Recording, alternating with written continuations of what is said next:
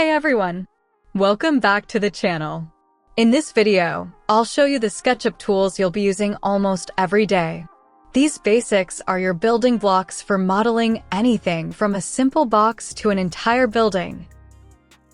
Before we start drawing, let's look at the three colored lines here. They represent the 3D axis. Red equals x-axis, left to right. Green equals y-axis, front to back. Blue equals z-axis, up and down.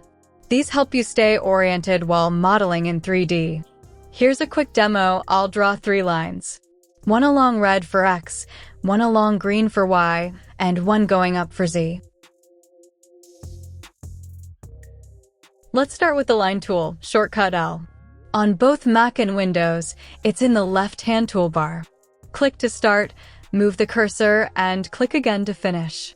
You can also type exact lengths in the measurements box, bottom right. Next, the rectangle tool, shortcut R. Same location on Mac and Windows. Click once, move the mouse, click again, or type dimensions. Push/pull, shortcut P. Turns flat shapes into 3D forms.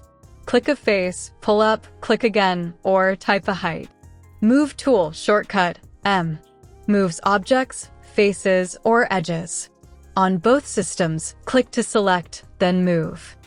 Eraser tool, shortcut E. Click an edge to delete it, or hold Shift to soften instead of deleting. Select tool, shortcut spacebar. Click once for a face, double-click to include edges, triple-click for the whole shape.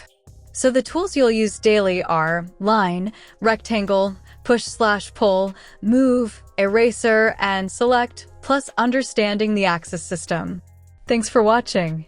Next time, we'll learn about groups versus components, an essential tip for clean modeling. Like, comment, and subscribe for more SketchUp tips.